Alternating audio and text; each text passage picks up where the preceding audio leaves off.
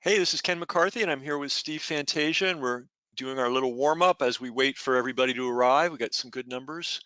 And of course, people always come in late. So we're going to give you guys some bonus material that the stragglers don't get. Uh, it's so important when you are looking for expertise is to know something about the background of the person who is giving you the expertise. And Steve and I talked a lot about his background on the preliminary call, but I just want to go over some of the things because they're really important. And the fundamental thing I want to say is, there is no magic bullet in business. What there is being fast on your feet, uh, being willing to do what needs to be done, whatever that thing may be. And that's really the secret of business. I don't really know any other secrets. So it's very easy for someone who has just learned Facebook maybe last year or 2 years ago to present a sort of a polished appearance of knowing everything. Um, but what does that person really know about business or about the kind of adaptation that we all have to do every day in business? There's nothing static about what we do. So that's why I always look for people who not only have a high level of expertise, and I want that. I want the highest level of expertise. I don't want like, B plus or, I want the best that I can possibly find. But I also want to talk with somebody has a somewhat of a varied experience in business. Now they don't have to have been in business for 100 years, but they have to have done a few real world things. And I think the very street smarts that allowed Steve to move from being a guy literally pulling weeds to the guy owning the company to the guy blowing it up and then selling it. Um, that is the kind of guy I want to be talking with, when it comes to Facebook, when it comes to anything. And if you look at our best people that we've had come through the system, of course, John Keel. John Keel had a multi-decade business life before he discovered pay-per-click and go-to pay-per-click. How about Perry Marshall? Perry Marshall was already an accomplished technical services marketer. He was doing all the right things. He didn't just discover Google one day and decide, hey, this looks good. He was coming at it from some depth. So that's why I like to have people like Steve in our camp to help us with this stuff, because this stuff's hard. Facebook doesn't make it easy. There's a lot of contradictory information out there. There's a lot of outdated, which is the great curse of our industry. It's a blessing and a curse, right? The blessing is if you're ahead of the curve, you can mint money. I mean, it's just incredible. The curse is that stuff wears out. And so you're either with somebody that knows how to make the changes, or you're just sort of left there in the breeze. And so I like to always, again, that's probably the other important thing, and why I like to work with people that have a depth of experience in business, because they know things are going to change. They're prepared for that. They're mentally prepared for that. They're logistically prepared for that. And I've known Steve a while now, and there've been some, Facebook keeps reshuffling the deck all the time. And Steve will disappear for months on end, and I'm wondering what's up. And well, he's figuring out the new thing that Facebook has done, and he has to go into they call the woodshed and work it out. And most people aren't doing that. They're just getting whatever seems shiny and interesting today. But we need people that have depth and are willing to stick with it and keep us in the loop as the changes occur. So tremendous opportunity when you're on the front line, when you're on the cutting edge, but you have to stay on that cutting edge. And there's really you just I've been in this business a long time. You just don't find many people willing to do what it takes to stay on the cutting edge and keep you informed. So, Yeah. hey, with that as an introduction, do you think we're ready, Steve? Yeah, I think we can start. Okay. All right. Well, thanks, Ken. So, as you mentioned, echo his comments about staying on top of things. It is vitally important. And, one of the reasons why we're all here now is because of this fact right here. 87% of US marketers will be marketing in 2020, which is pretty much anybody with a pulse, right? I've been doing this for a long time. Back when I started, I had to convince people that you don't have to just do likes and smileys on your fan page and Throwback Thursdays. You can run ads on Facebook. And everybody was like, didn't know what I was talking about.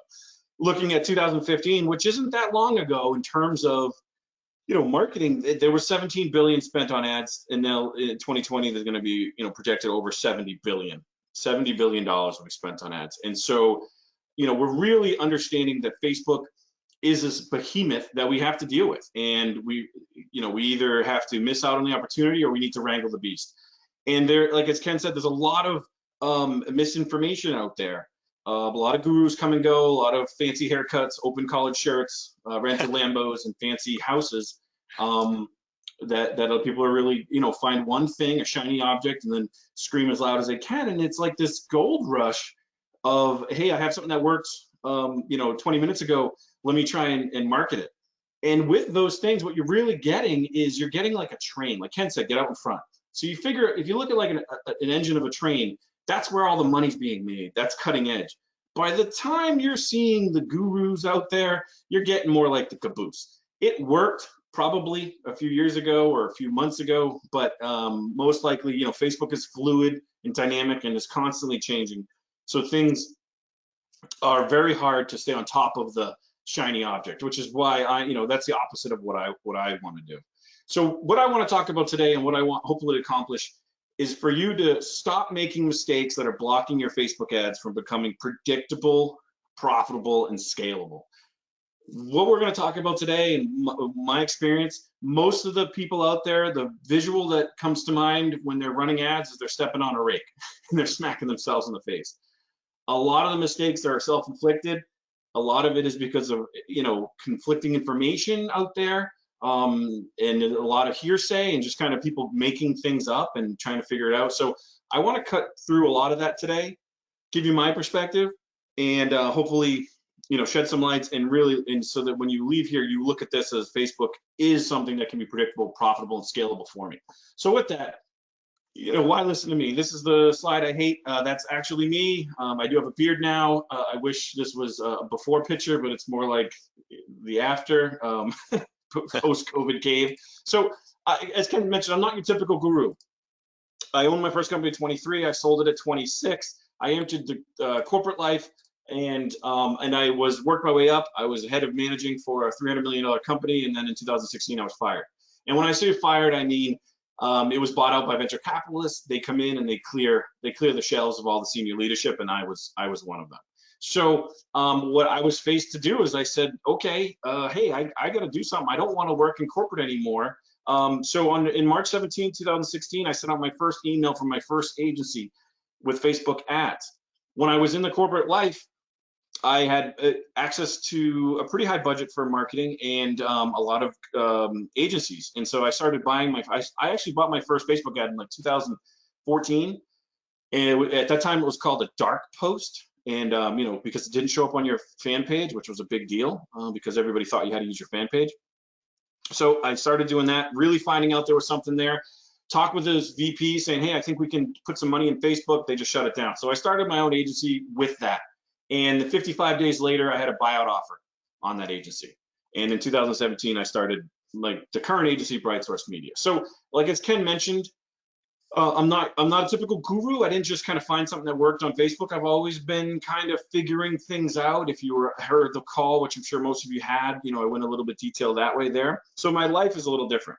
In terms of just the kind of guru data sheet, I do have 15,000 hours managing Facebook ads. I do have a green compliance level C agency account, which means it has 2,000 plus ad accounts in it. I've managed hundreds of clients in dozens of verticals, tens of millions in ad spend, scaled multiple companies from 15,000 a month to 1.5 million a month, $50,000 days, which are really fun and will fry your credit card pretty quick. I did the math one time.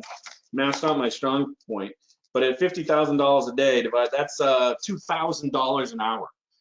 So you can kind of get a picture, and we're going to go over that. You can get a picture of how you can make some pretty big mistakes at $2,000 an hour. I routinely charge $35,000 for ad consulting now. Companies coming in with problems with their ad account. That's one of the things that I specialize in is, the scaling is the result of it, but really just untangling your account, figuring out what's wrong with it and where your opportunities are. I do speak at live events. I do host $10,000 private masterminds where you work directly with me. And I have been to Fancy Pants Facebook Corporate. That's a corporate review screen right there for my company when I went out there and was invited. And they start looking at it. So in terms of Facebook, I've done a lot out there. I would say my background is, it's long, so it's not something new. So I just want to do that. It's not to toot my own horn. I don't care about stats. You can't deposit stats. I just want to let you know that it's not just one thing that I've done. I've kind of done it all. So if we look at today and we look at what are today's biggest challenges, they're to gain predictable results from Facebook ads, not living in fear of blowing up my account, increase my spend and still make money, have a process to find new audiences, and not have your ad account banned, which is something that's really taken off now and becoming a massive problem. And generally, just feel like you have a workable plan for Facebook. That's what I think most people right now are saying their biggest challenge is. So what I want to do is I want to share 3 of my most powerful secrets that I've come across. And these strategies are not unique to one vertical or product. They're applicable, I love that word, applicable, to anything advertised on Facebook today, right? One of the things that I look at Facebook is I say, it doesn't matter what you're selling, insert product. You're selling to people, you're gonna have a funnel, you're gonna have organization, you're gonna have a top of the funnel, bottom of the funnel. It doesn't matter what you're selling. The only thing that changes is gonna be your ad and your targeting, right? Who you're selling to. And most importantly though, I wanna give you the exact tools so that you can learn to do it yourself and not just rely on information out there that may or may not be good. So in the process today, what I wanna do is I wanna tackle 4 of the most common questions that I get from advertisers. How can I keep my ad account stable? How can I expand winning ads without blowing up my ad account? How can I diagnose what's wrong with my ads and why they're not converting? And now, how to avoid not getting my ad account banned, right? Now that's a big one. That's really coming up. So we're gonna go over that. And everybody out there, I'm sure they'll echo that. So this webinar is for any advertiser who wants to finally get a control of their ads. They want to be able to scale their ad spend. They want repeatable and predictable model for their ads. Quickly understand what Facebook is doing and stop guessing. Quickly weed out fake news and ad strategies. This is a big one because a lot of the stuff out there, if you're like me and you look at all the groups, you see a lot of different things and you're like, should I try that? Will that work? And when you have a good foundation, you can go through it and see if it's based on fact or if it's based on somebody who, maybe just a fluke. And I want you to take this information out there and utilize your own skills to adapt to your needs. The marketers out there, for the most part, people listening to this are strong marketers. They know what's going on. They just need a little bit of help to adapt it to this platform. So does any of this sound familiar? You've had enough of the unpredictability of Facebook ads. You're tired of spending hours just trying to navigate the ad manager. You're sick of not knowing which tactic will work for you and which one to avoid. You've had enough of being too scared to scale and performing ad because you're afraid of what might happen. Something works, but then if you change it, it falls apart and you don't know why. And you're tired of having seamlessly harmless ads get disapproved. Even worse, you're the ban hammer, right? You get shut out of the blue. You're trying to sell e-commerce. You're selling little stuffies of giraffes, and all of a sudden your ad account gets banned. So if you said yes to any of that, this webinar is for you. Okay, that you're in the right place. So here's what I want to tell you. Here's the truth. Scaling Facebook ads is possible. Facebook ads can be stable. The platform can be predictable, and more importantly, it can be learned. You know it can be done. You see it out there. You've seen people making the money. You know that people are making the money. It just seems like you need someone to show you how. So I'd like to know how it would feel to be comfortable inside the ad manager. Understand what you need to do to launch new products or offers. Have a plan to scale while remaining stable. Feel like you understand the platform and you can adapt to the changes of whatever Facebook throws at you. You're not afraid of testing new ad creatives. You understand how to find new audiences and can constantly be filling that funnel. You can read your metrics and your KPIs and make solid, informed decisions. And most importantly, you finally feel like you understand Facebook ads. Is that even possible? And I think it is. Let's start with this. Let's check out this hair growth product that I work with. They were spending $30,000 on Facebook ads. So not too shabby. They're doing some things right, obviously. That's $1,000 a day. They were owned by Unilever, so there was no issue on budget. They wanted to scale. They were trying to throw money at Facebook. But they had gone through half a dozen agencies, all of them telling them they couldn't get past $30,000. So what was their problem? They had a mismatched ad objective. They weren't focusing on the right kind of ad. If you look at all this, they were doing like engagement ads. They didn't understand ad objectives and which ones they should and which ones are more profitable. They had a muddled funnel.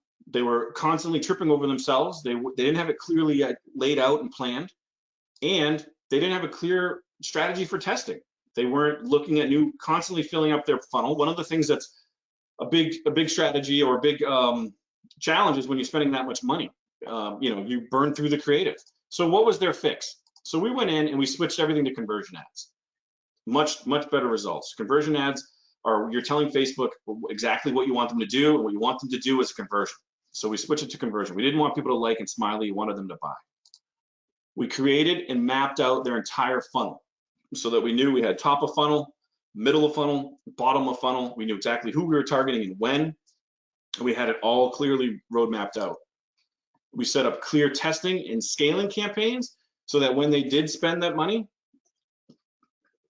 and burn through their audience, we could backfill it with new creative that we knew was converting, and we could scale that up. So after a month after our first month, we did $250,000 a day. 6 months later, they were doing 550, and a year later, they were doing 1.5 million. And that was all because they were running the wrong type of ad.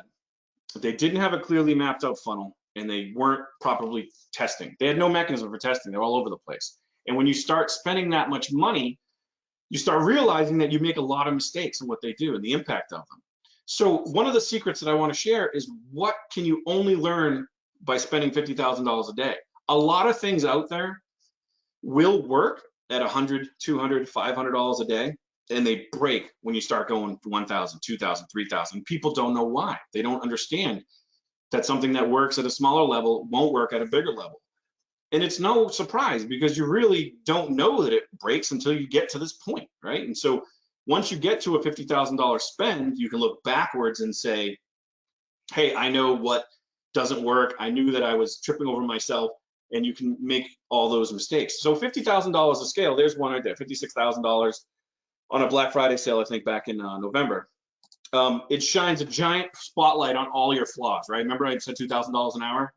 You figure out, you really understand and identify your flaws when you're spending that much money.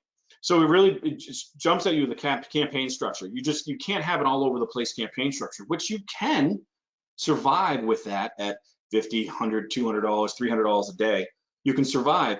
But what it shows you is that while, yes, you can survive and you can make some profitable money, you're leaving money on the table. Because if you understand how to set it up effectively, what you're doing is, while it is profitable and your ROAS could be a 2x ROAS, what you're finding is you're leaving money on the table because you're not optimizing it. So that's one of the biggest things I find with people, is that when they're making money, they don't really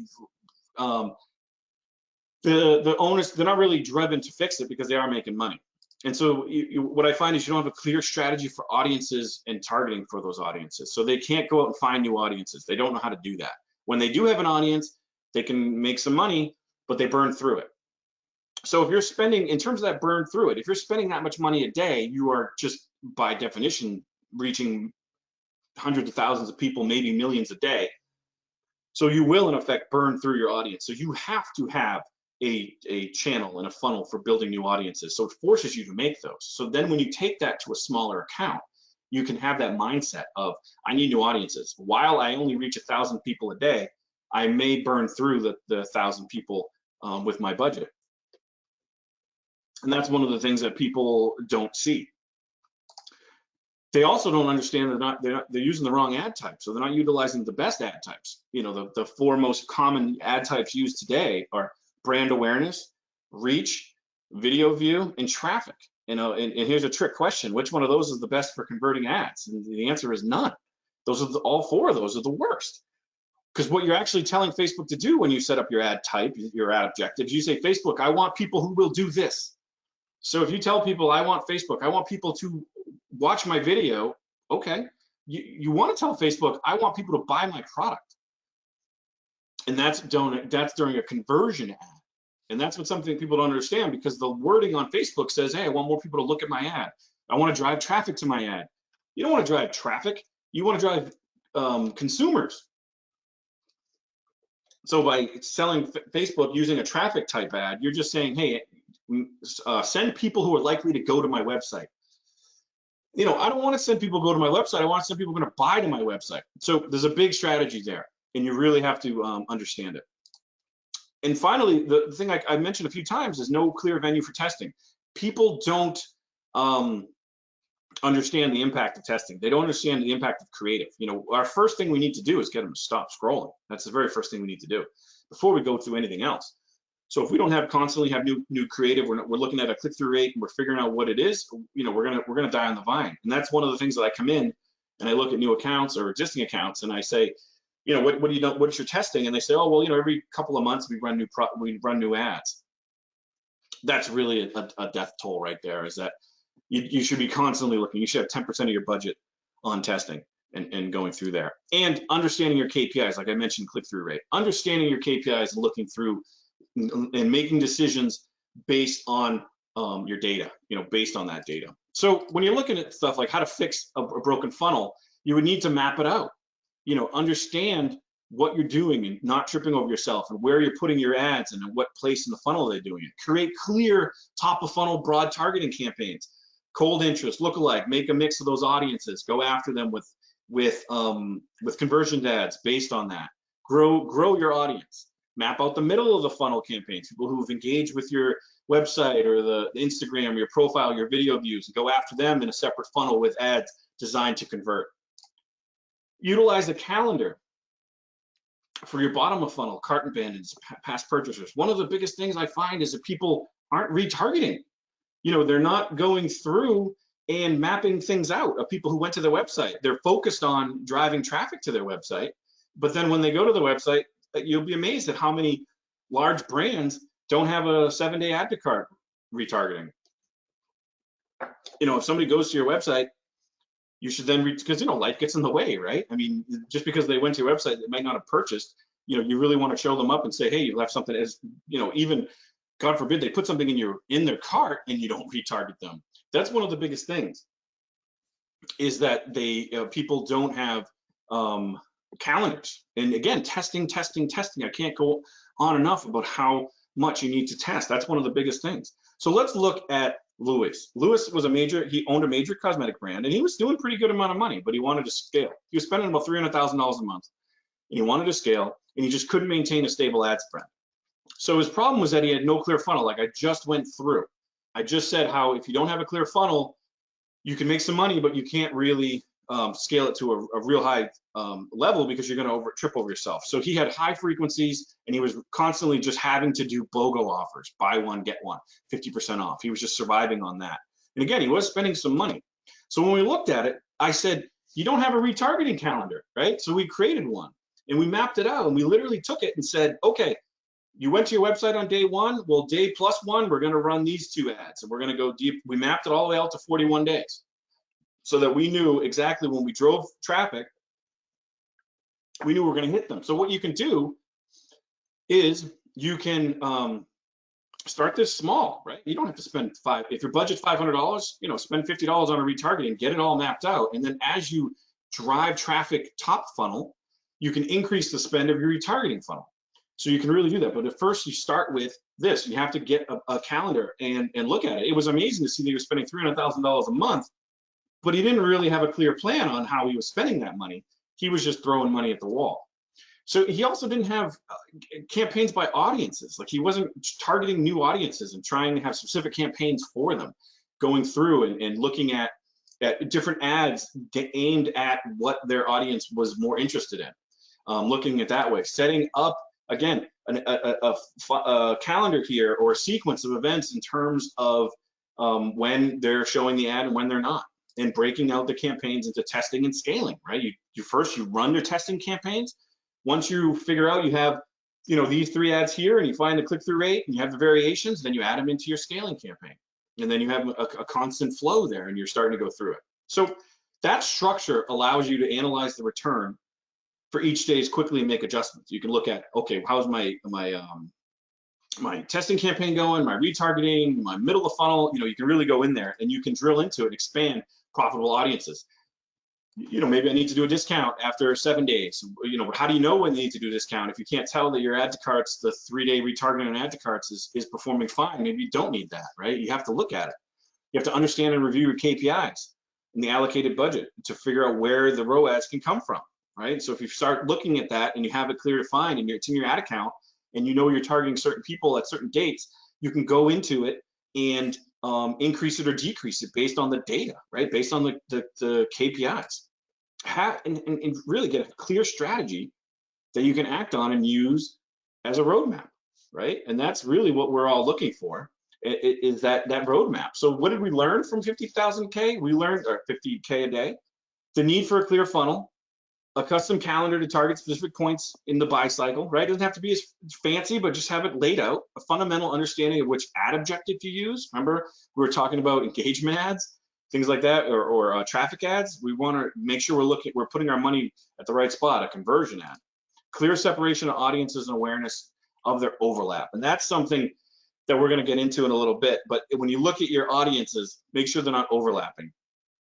And I have a slide that we'll cover on that because that's a big one. But a lot of people say, okay, great. You just spent 20 minutes telling me what's going on with 50K, but that's not something that's going to work for me.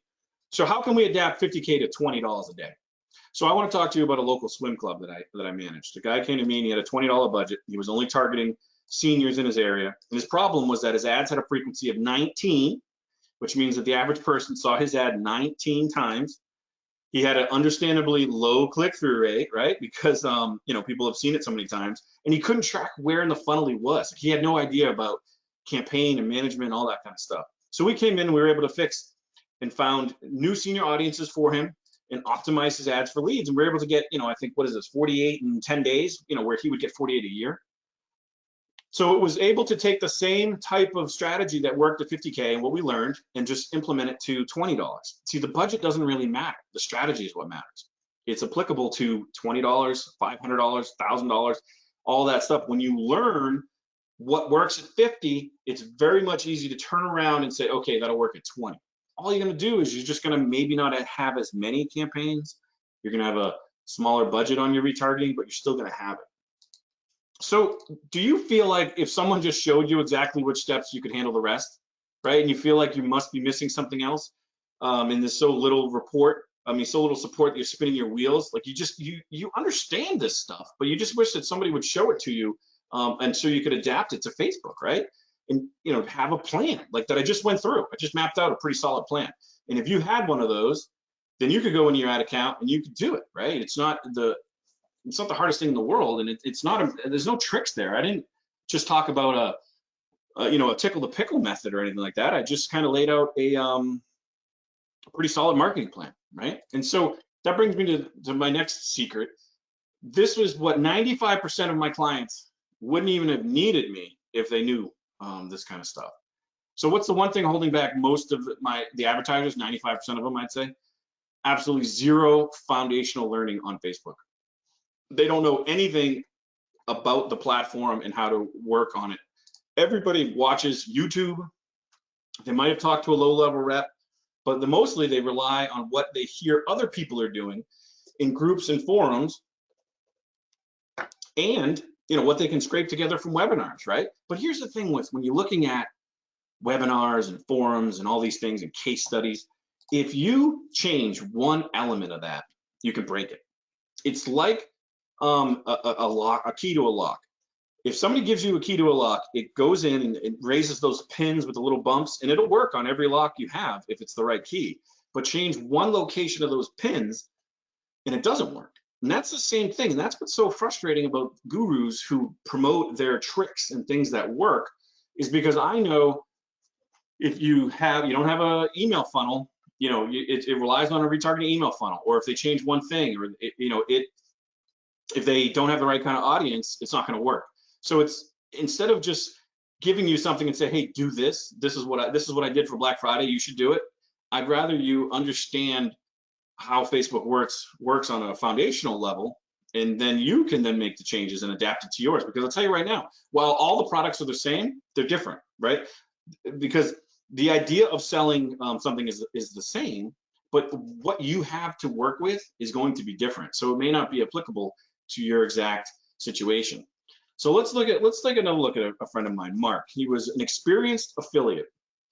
So he had been running some stuff. He had taken some training. He attended live events. He actually ran ads for clients, and he watched, surprisingly, a lot of YouTube, right? He was never able to spend more than 300 a day and could not seem to scale anything. So he could spend 300 a day, but whenever he went to spend more, his ads would break up. So what was his problem? His ads would never leave the learning phase, and the sales were not showing up on his ads. So that was his big thing. And the way that I got contacted to him is he went to every group there was and asked this question, and they got all the answers in the world, and nobody could solve the problem for him. And there's two things that when in his ramblings that I found out: the ads wouldn't leave the learning phase, and the sales weren't showing up. And so what that tells me is that he hadn't set up his pixel correctly on his site, and he wasn't optimizing for the right event. He was just following the steps that he saw on YouTube. So I was able to go through his account and look at it, and it's not a plug to me. It's more of, if you have a foundational learning of it, you can look at it and say, well, hold on a minute. If your ads are never learning phase, what's the learning phase? Well, the learning phase is Facebook getting data from its pixel and gathering enough data to then take it to the next phase, which is the running phase or the stable phase or the scaling phase. And if it can't get out of it, it's because it's not getting the data. Well, if you look at it and he says, hey, I'm making the sales, why am I not getting the data? Well, what's the vehicle to get the data? And that's the pixel. So then you can say, okay, well, the pixel must be set up wrong. Well, how do I set up my pixel? And you start going into those conversations, and he didn't understand that because he just followed along on YouTube and what he did. So he was a smart guy. And once we changed what he did, he was able to scale pretty quick, and he was able to really take his learnings and go from there. So it wasn't a matter of him not knowing what he's doing. It's just him not having the information. Same thing. Let's take a look at Otis. Otis was a guy who was selling online watches. He had great engagement on his ads in reaction to his product. And his ad would work really well for a few days, and then it would absolutely stop. And he was profitable, but he couldn't scale. He couldn't understand it. He's making money here, and he wants to spend more, but every time he tries to do it, he can't. So he had inconsistent ROAS, and he didn't understand his KPIs. But again, he was an avid watcher of YouTube. So he was able to build an ad. He was able to run things out. He's able to do all that, but he couldn't figure out his problem. So when I looked at his ads, he was only looking at ROAS. I asked him to look at it. I said, hey, what are you looking at? And he would say ROAS. And I'd say, well, let's look at all of your KPIs. And one of them that I looked at was frequency. And that's something to really look at. He didn't even know you could look at frequency. So he was only looking at making the money. And we found out that he had no clear strategy for audience targeting and the impact of overlap. Remember in the beginning I said audience overlap? Well, Facebook allows you to look at an audience and say, hey, you have a group of 2 million people, and they're two distinct groups. Here's how much they overlap. So he was running these audiences, which were, a good lookalike versus initiate checkout and lookalike add to cart, which is a good strategy. But the problem is that he had almost a 70% overlap. So he was running it to pretty much the same people, which makes sense that his frequency would be so high. Would make sense that as he spent more money, he couldn't scale it, even though he's looking at it like, hey, I'm showing this to 4.4 million people. How am I burning through it? When in fact, again, 70% overlap. He wasn't showing it to 4.4 million. He was really only showing it to like 1, maybe a little bit more than that. And he just didn't understand overlap. So when he looks at this, we can start seeing some of the fixes. So to look at that, Mark and Otis, they were on opposite ends of the marketing spectrum, but both were making basic mistakes. One dominated other platforms as the affiliate, and he knew his audience. The other had a great product, but little experience in his ads. So why couldn't they solve their own problems? They didn't understand the basics of the Facebook structure. They didn't have a foundational learning. They needed to stop watching random, and here's the key, random YouTube ads and trying to learn tactics from a webinar or pull things together themselves. So they didn't understand that what they're looking at, they couldn't find their exact fix on YouTube, so they couldn't fix their clients. So 95% of my clients, like Mark and Otis, if they understood the basics, they just started from the foundation and understood it, they could eliminate the need for me. Because most people are pretty strong in terms of their marketing. If they learn ad objectives in a comprehensive manner, they know that they don't want to use brand awareness, traffic, reach, or video views. They understand they want to use conversion ads. that would take a massive amount of their problems. They understand to look at KPIs and look at them and react to them effectively. Just look at them and understand, okay, what are my ads doing and how do I get to the KPIs and how do I navigate through it? So if you just take that kind of just a basic view, it's not about the tickle the pickle and the 418 shotgun method and riding the wave, which, some of that stuff works part of the time, but you really can just look at things the fundamental and the foundational way and then have them work almost every time. And review, audiences and overlaps, things like that, things that maybe they're not talking about it, but if you look at what's going on and you have a clear sense of what's happening in your ad account, you understand to look for audiences and overlap and the impact of those, and understand the pixel and how to deploy it, right? And one of the things that they looked at is everybody knows they need a pixel, but how does it rely on your funnel? Like, how does it interact with it? And just really avoid running the latest trick or gimmick, right? Understand what you're doing and why. That's one of the biggest things that I see from clients is that if they just stopped, took a little bit of time and just learned the foundations, they could take care of all this stuff themselves. So, let me ask you, are you tired of not knowing why your ads are failing, which is one of the biggest questions that I always get? Tired of having an unpredictable Facebook account, or frustrated with only pockets of success and you're unsure why data can't be learned from your existing ads? You see it there, there's data, like in the case of Otis, he knew it was there, but he was only looking at ROAS. He didn't know about frequency. And again, feeling like you have no real plan with your ads. That's one of the biggest problems I see out there, is that people don't have a plan when they look at it. So let me ask, I want to share what Facebook only tells the top 1%. So these are people who get weekly calls from Facebook, quarterly reviews on all their accounts, and access to the policy team. So this is the 1%ers, right? And not all support is created equal. And I say that is because Facebook uses a 95-5 rule, I think. That while most of the support is a joke, it's pretty good at this level. And so 95% of the support goes to just 5% of their advertisers. If you think of like elections, they embedded teams in those rooms. 16, 17 people were in the Trump camp for 2016. So that's how much effort they put into it. And they really do share a lot of information when you get there. They bring on the big guns. They really do. You're not going to find it in chats. You're not going to find it with the low-level rep that you talk to. But when you start getting out there, they do start telling you some big things.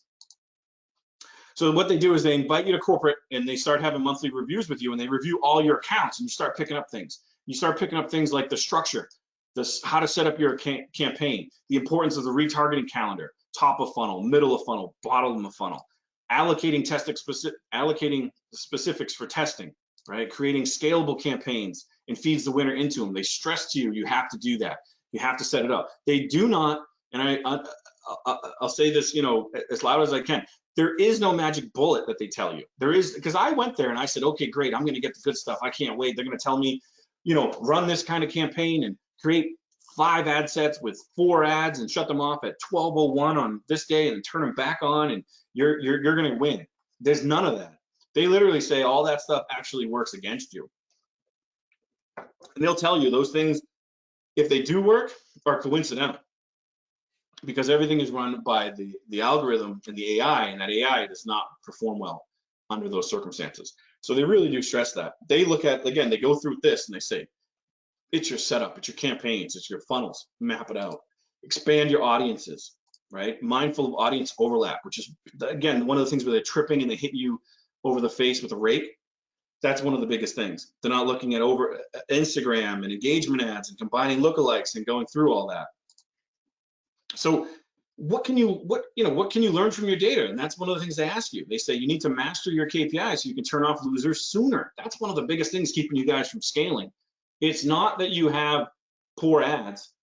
It's really the structure. It's that you leave the ads on for too long and you don't scale the ones that are turned off. And so what you need to develop is strategies so that you can turn off your losers faster, right? So I always say to people, like, what they'll do is a lot of times, let's say e-commerce, they'll say, I want to get a $25 purchase CPA. $25 is my goal. And I'll be like, okay, well, how much for your add to cart? And they're like, well, I don't know.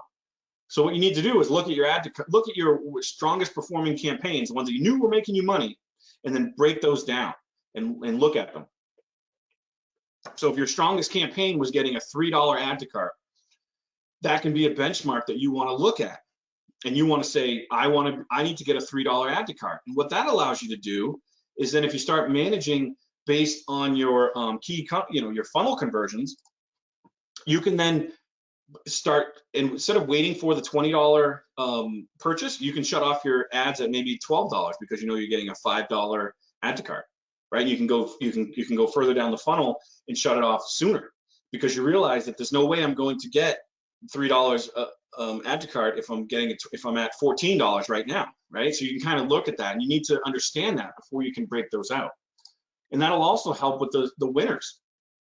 You can start scaling the winners, and you can look at it in a way that you can say, okay, this is really working. I need to take that out, and I need to then backfill it with existing campaigns and new creatives.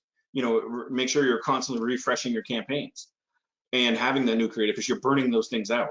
And you look at the data and you look at your frequency and you look at your click-through rate, and you like the difference between a link click and just a standard click is huge. A standard click means that they clicked on your ad and they clicked anywhere on the ad, which mostly means that they, expanded the view, clicked on the image, pressed play on the button, went to your fan page. It doesn't mean necessarily that they went to your website, which is a link click. That's a big difference. So when you're out there looking at your data, are you looking at clicks or link clicks? Link clicks means they went off the Facebook page. You really have to understand that stuff and expand your campaigns to target specific funnel events, right? Which are things like I mentioned, the add to cart, or whatever you happen to be doing. Put your pixel on your website and then go after it. What I like to say, think about if somebody goes to your website. You have two people. One person goes to your website, they look around, they leave. Another person goes to your website, they look around, they add to cart, they initiate checkout, and then they leave. Which one of those are a more valuable person? Well, this is what you want to do. When you lay out your funnel to target those specific people and those specific actions, you'll be able to do that. So that's what they're saying by learn by your data. Look at what's going on your account and look at what's happening there. And then they also say to avoid mistakes, they get you banned, right? This is where the policy team comes in. So in this one, I'll go through the dirty dozen of stuff. People don't understand all this matters. Your copy matters, your creative matters, your URL matters, your personal profile matters, your hosting matters, they copied that again. Even your hosting matters, so only on one slide there. All that stuff actually matters. And so what does that mean, copy? What are you saying, or what words are you using, right? How tailored is your message? If it's too tailored, then Facebook will say, now you're being kind of creepy, right? People think that they wonder sometimes, I get my ad disabled. I don't understand why. I'm not saying anything like, make $10,000 tomorrow, but maybe you're saying, hey, like if you're targeting me, hey, middle-aged, overweight, redhead guy, and so maybe you're creeping me out. And Facebook will look at that and they are responding to that. And they're, especially with the diet campaigns that were going out there, they really started to say, hey, dial that back. People are getting creeped out. So their copy matters. Avoid words like, it used to be just avoid you and your, right? Give ownership. But now it's don't get too close to it. You're creative. What are you using? Is it something you saw off the website that somebody else might be using? The URL you're sending them to, did you use it before? Your profile, they keep track on your profile, your business manager, your fan page, they keep tabs on all that stuff. Back in the beginning, I said I had a green approval, green level business manager, which means that they don't even really look at it. When you start a brand new account, they're scrutinizing it all the time. And your hosting matters, especially if you get like banned. Just think of the stuff that they can go back and find and how they can track people. And when you look at that, you'll understand what I mean by the hosting matters. So those are things that you can avoid to get banned just by, and the policy team will talk to you about that, and they'll understand, like, look at your lander. What do you have on your lander? What's the language? That kind of thing. So you really want to make sure you cover all those bases. So as the one percenters, I call us, the group of, it kind of makes me think of the Saturday Night Live episode where they have the 5 timers club. The one percenters out there with our smoking jackets and our pipes. What are we looking at? We're trained to eliminate the mistakes. We're to navigate the ad manager itself, not spend so much time wasted just trying to find stuff. Understand why audiences are effective and why. What audiences are effective and why they're effective, right? understand how overlapping audiences can affect ad performance. You saw the one that I showed you where the guy was overlapping his audience by 70%, right? I mean, think about right now with what you're doing. Are you overlapping?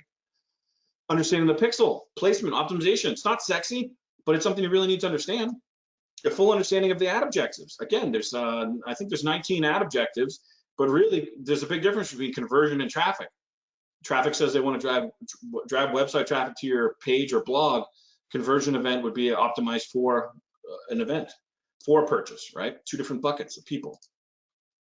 You know, look at your KPIs and your guiding metrics and tell the corrective measures. You know, you have the data. What are you doing with it? Right? Look at your data. Just understand that that's good data, where to find it, how to find it, and then make effective decisions around it.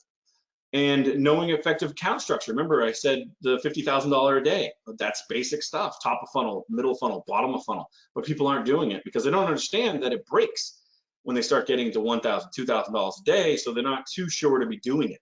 So you really want to make sure that that's your effective account structure just from the beginning. Even again, if you're doing a $20 account, you can have effective account structure, and it's really going to help. Be able to mix your cold funnel or testing, the retarget optimally, right? You know, look at that adjustment. Usually cold funnel would be 70%, retargeting 20 to 25, and testing picks up the rest. So you set up with a retargeting pretty tight, nice, and covering all your bases, and then you just have a smaller budget. And as you increase the cold funnel, you increase the retargeting to cover the traffic, and you have that pretty much hitting everybody. You know, you develop the clear messages when you're targeting your funnel. You're hitting the people who are add to cart. Oops, you left something in there. After 7 days, should you be doing a 10% discount? Maybe a 15%. Are you testing that? Are you going through it? Map all that out. So what I want to know is, do people feel like this? This is what I think people feel like. This is a big giant Facebook, and there's a little guy just trying to advertise. You know, it's almost like I wish I could animate this and have it kind of stomping on there, because that's kind of what seems to be happening right now. So let me ask you, if you're tired of breaking your ad account whenever you try to scale, you feel lost every time you log into your ad manager, you're not sure where everything is, you know you're missing out on stuff, you're not sure which strategy might work, right? I went through a pretty comprehensive strategy, but I didn't talk about pickles or tickles or shotguns or the 418 method, none of that stuff, right? It was all based on just clear strategies. And are you tired of trolling the groups and the webinars and YouTube videos for nuggets? You know, you're trying to figure out, oh, what can I learn from them? And again, it's like a key. You change one thing and it's not going to work. And I try and tell people that. One thing you can look at, and I'll share this from you, I could go in, say I wanted to do a screenshot, and I wanted to show you that I had 70 times ROAS, right? Return on ad spend. Well, that's a function of spend versus purchase. So if I went in and I manipulated my pixel, and I put my pixel on my purchase event, then I got 10 purchases. Right? And so I spent $10 and I got 10 purchases. Okay, so I have $100. Great. Well, what if I put my purchase pixel on my home page? So now I drive 1,000 people to my website, and Facebook reports that 1,000 as purchases. And then I take a screenshot of that $10 with 1,000. Look at how cool I look, right? Facebook doesn't know what pixel you're putting on it. It's a computer. It's an algorithm.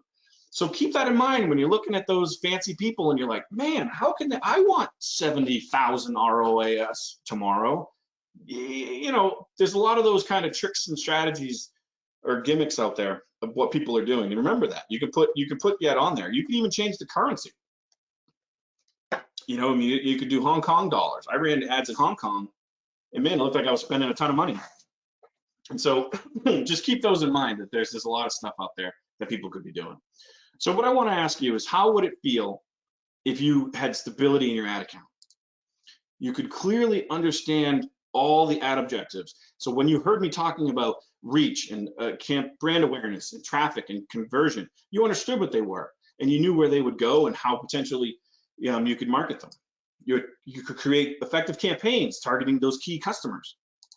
Scale winners without blowing up your ad account, right? You understand you have winners, now I know how to scale them in terms of testing and rolling them in there. You could create new audiences and ad managers and avoid their overlap, right? I'm sure a lot of you out there, overlap is a new word in terms of Facebook. I never hear anybody talking about audience overlap, because again, it's not as sexy as 70 times ROAS after, doing this one tickle to pickle. And what would it feel like if you could learn these KPIs so you could correct your own issues early on, right? You knew you could fix them yourself. And how would that knowledge impact your life? As you're sitting there right now, if you knew how to do that, what could you do, right? What kind of ads could you run? How much could you make? You could get 4 new clients. You could do all that. It would have a big impact. So what's out there right now for gurus? And I use empty gurus, and I literally think this is what most gurus are, is, they tack on a spoiler and a front thing. They spend more time on their hair than their ads.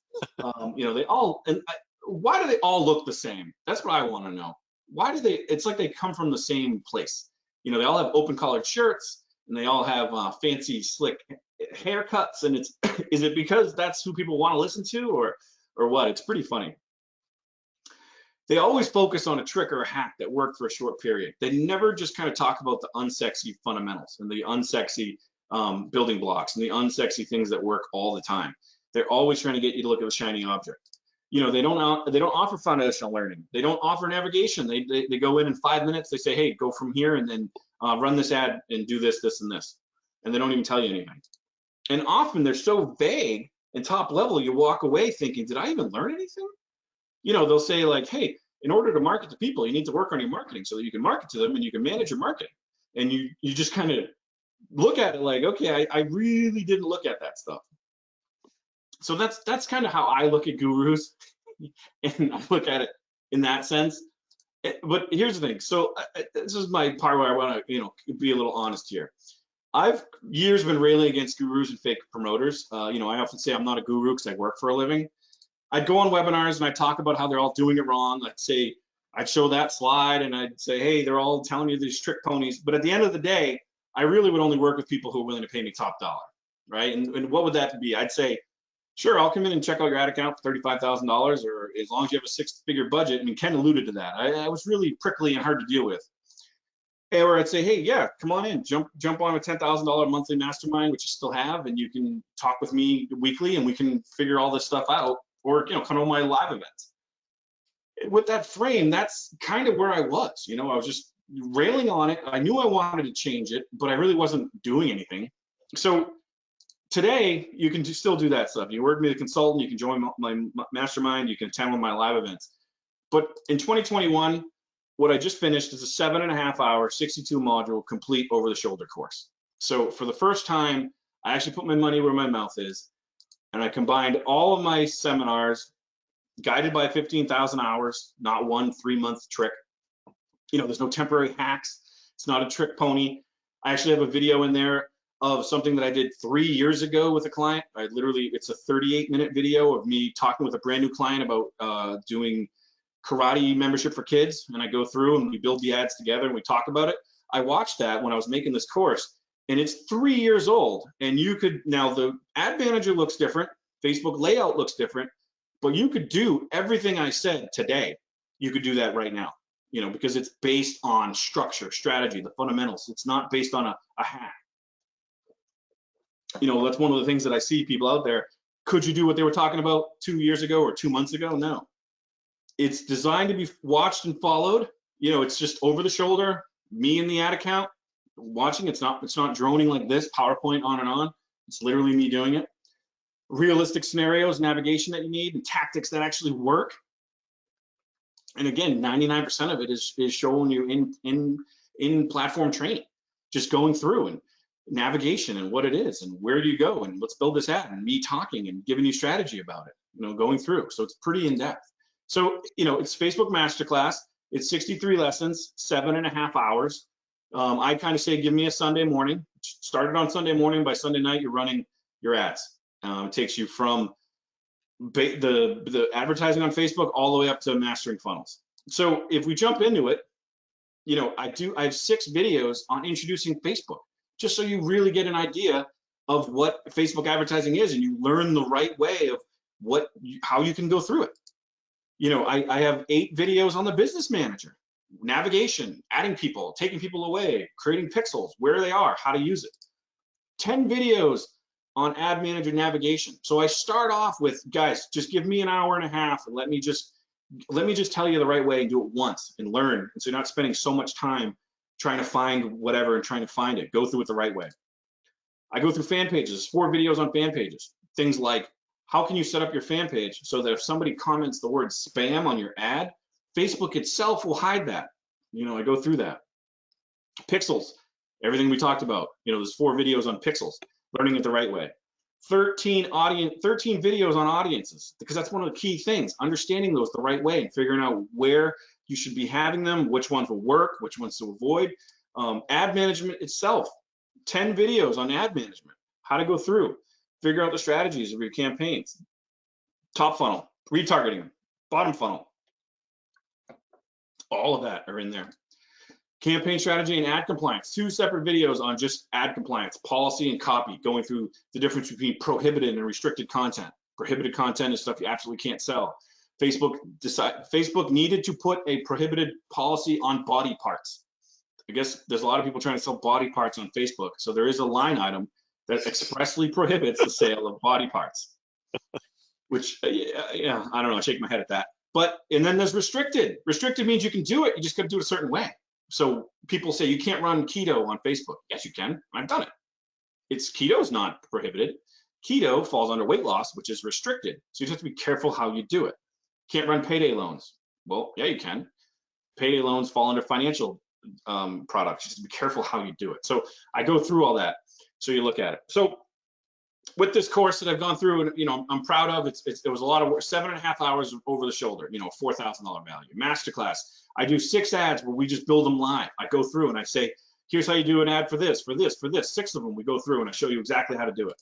9 winning audiences that are proven to convert. You saw those 11 videos on audiences. Well, I give you my best converting audiences right there. Pixel 101, a complete walkthrough. You just go through everything and you learn it for the right time the first time. Fan page secrets, X-ray on fan pages. I go through and give you the skinny on how to set up your fan page and have it done the right way, for a total value of over $9,000 in that course. Again, just one day of a live event is more than that. So what you would do, you would start by watching a step-by-step overview. You'd learn the basics and the fundamentals. You create your business manager, show you exactly how to do it. I don't assume you have one. You create your ad account, I show you exactly how to do it. I don't assume you have one. You follow along, you learn, you build, you identify your audiences, and you build your ads, right? But I had so much content when I started to go through this that I just started throwing things into the course. So one of them is I give you 2 videos. One's a 39-minute live video, and then I give you the part 2. The live video is where I go to my, I go with that karate studio, and I just build his ads in 39 minutes. We start, and I go through it. And then the next day we look at the results, which were really good. But that entire video, I chose to include it because while it's 3 years old, it's still completely relevant. And it's good quality content. It starts marketing, and he says, we start working on the ad. Well, what's the ad going to be? And I say, who are you going after? And he's like, kids. And I'm like, well, really going after parents. So what do parents need? And he's like, well, they want to learn karate. And I'm like, no, they don't. Parents want the kid not to be fat and get some exercise. So we were like, oh, exercising for kids, and we started to go through that process. You see how a marketer builds on Facebook. So again, I had this extra content. So now I'm adding that to that. So now we're over 11,000. And then I wanted to add affiliate retargeting. I know that everybody out there, a lot of people are making a lot of money, or there's a lot of money to be had on affiliate. So I go in and I break down the affiliate retargeting blueprint, how to find traffic, how to find your ads, how to go through it. I include that in there so that you can look at it and say, I think I go through blood pressure as an affiliate offer, and I go through and show you how to do that. So we add that to that. Now we're creeping up there. So, you go through it, you watch the overview, you learn the basics, create your business manager, create your ad account, then you listen to the bonus live video, you follow along, identify your ads, build your audience. When I started going through it, I said, man, I got to include this Facebook spy tool. It's a free tool that Facebook has. And you can look at anybody's ads. You can see what they're running, and you can see what's winning, what's not winning, how long they've been running it. You can look at every political ad there's out there and see how much Trump's spending or Biden spent. You can go through all that. So I include that as well. So now what you're going to do is you're going to watch the overview, learn the basics, create a business manager, your ad account, your bonus live, follow along, identify your audiences, go spy on your competitors, and then build your ads. So it's really starting to add up. I started really getting some pretty good content. So once I go live, I'm gonna sell it for $19.97. That's when I start running ads to it. That's where I'm going to be. And looking at my scale down, you know, before today, my only option was around a $10,000 thing to get in my mastermind, which I still have and it's ongoing. But I realized that, you know, not everybody wants to pay that. So we have a 1997. That's what I'm going to go live for. But right now, what I'm going to do is 997. So I'm going to roll it out for 997, which is the cheapest thing. And Philip, can you drop that link into the chat for everybody? But that's going to be one of the least expensive ways to start working with me on that one, is getting in on that. So you have two choices right now. I just presented that. You can do nothing, which is 100% risk-free, wake up tomorrow and everything will be the same. You'll just go back and you'll do whatever you did and it'll all be the same. The second one is you can invest today, and if you're not satisfied, literally, just ask me for my money back. You know, I'll give you 14 days. You come me back for no reason, just send me an email, all my money back, and I'll completely give it to you. And because I know the continued education is the key, I'm going to include access to my private Facebook group. So anybody who purchases gets lifetime access to the Facebook group. You come in there, I do weekly Q&As.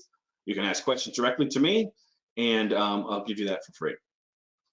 So you don't need to invest. People out here just want to get some information on Facebook. You absolutely don't. You don't need to do it. But I will say, don't complain about the Facebook ads anymore. Don't complain about the gurus, because I understand not being able to spend $35,000 for a consultation, or maybe spending $10,000 to get into a mastermind. But $997, you know, is fairly low entry barrier. Considering what's out there, you know, the 70x return, which I think I kind of broke a little bit of that up. You know, I'm not saying it's fake, but it's definitely fake. So with this, you get ground up training and proven strategies that have worked over and over again. And for the last special bonus, so something I'm doing tonight, is anybody who buys right now or invests in the course will get a call with me, a 30-minute call with me, and we'll go through it. And we can talk about your funnel, you know, your funnel, your setup, what you want to do, anything you want to do, and I'll include that for anybody that that wants to purchase. So I do have single and two pay. You know, if 997 is a little too much, you know, we can break it up into two pay. But so if you look at it for the next steps right now, what I want you to do is you would sign up, you'd join our Facebook group, look at our Q&As, post some content, you'd watch the overviews, you learn the basics, create your business manager, create your ad account. Listen to the bonus live ad I included in there. Follow along, learn, identify your audiences, spy on your competitors, build your ads, and then have a call with me. I can connect all the dots. I can figure out what you're doing. We can, you know, contact and go through all those things. So again, anybody who purchases today will get a 30-minute call. You know, I've had people who just purchase to get the call, which I find funny. But I guess if you look at it value-wise, it is kind of a value deal there. But you know, at this point, what I want to do is just go through some Q&A. I've seen the chats kind of light up here. So at this point, I think we'll take it through. And Ken, if you want to just kind of go through some of the questions on the chat, I can answer some of those. All right, let me make sure I've got things set up right. Where is the chat? Oh, there it is. Wait a minute. Yeah. I see. Thanks for attending. I see Philippe. Yeah. Okay. Hold on. I'll go through it. All right. That is Philip. Did you drop the thing into us or to everybody? Let me see. I'll drop it because that link looks like you send it to organizers and panelists only. So why don't you drop it to make sure it says to entire audience. And while he's doing that, I'll look at the chat and go through and kind of answer. Yeah, I actually, do you mind if I make a comment? No, I don't mind. Before we start the questions, you know, I've been doing this a while, and I've also been involved in other fields as well. You know, beyond marketing, I used to be actually active on Wall Street. I still do stuff there. Filmmaking. So I've known a lot of music, the music industry. Yeah, you know, my roommate, multi-Grammy award, Grammy nominee, the college roommate. So I've seen a lot of excellence in my life in a lot of different fields, and it's amazing how it always boils down to the same thing. Number one, fundamentals. You just got to know them. You know, and not every fundamental is going to be exciting. You know, some of these acronyms that Steve mentioned, I don't know, you know, how exciting they are, frankly, but it's exciting to be able to use them and benefit from them. So fundamentals is huge. Thoroughness is huge. The average person is just not willing to be thorough. They want to do a superficial approach. Well, all right, fine. That's their choice. But thoroughness makes a huge difference. Meticulousness makes a huge difference. And when you do that, and I've seen this in every field, music, filmmaking, Wall Street trading, internet marketing, you know, when you actually learn what the things that you have to do are, and then actually do them in a meticulous way, you do get rock star results. It's kind of one of life's biggest secrets. It actually does work, but notice all the fundamentals that have to come first. So I just wanted to throw that out there. I also want to say this, Steve. How many people were under you when you were a sales director of that I engine had company? like 120, 130. See, when you have that number of guys under you, and you got to get results, and it's time to train your guys, you don't screw around. You come up with the absolute best stuff you can find. And Steve has taken that attitude and that approach and that orientation to teaching this subject. So this is rare. I'm just going to say that it's rare. You know, if you need the if you need the fundamentals, and believe me, whatever you're doing, you need to review them. And this one last thing I want to say about fundamentals, and I'm kind of obsessive about it, but the biggest infomercial company in the world is Gunther Renker. They do $1 billion a year in sales. And when we had our big guru gathering, you know, Gary Bensavenga was there, Dan Kennedy, Jay Abraham, me, a whole bunch of people all got together for this event. And Greg Renker, he said, this was blew me away because it was a confirmation. We all need to spend 2 hours a day reviewing the fundamentals. Imagine a guy doing $1 billion a year saying that. So what I love about Steve, among many other things, is he knows what those fundamentals are. He's taken the time to articulate them. And if you've got the will, he's going to show you what they are so that you can execute on them. And when you execute on fundamentals in any field, nobody can stop you. So sermon over, but I really feel people need to hear that. Yeah, I just want to.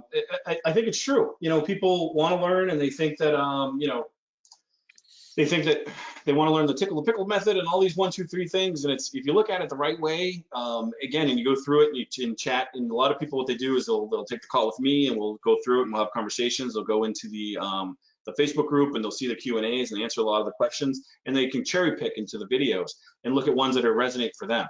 You know, so again, I do say if you just can take a whole Saturday or Sunday and get it totally done, that's the best. But you know, you can cherry pick it. Again, you can go through it. You can talk to me about it. So we did get a couple of questions, and they said, here's one: I want to purchase. I want to purchase, but I can't tonight.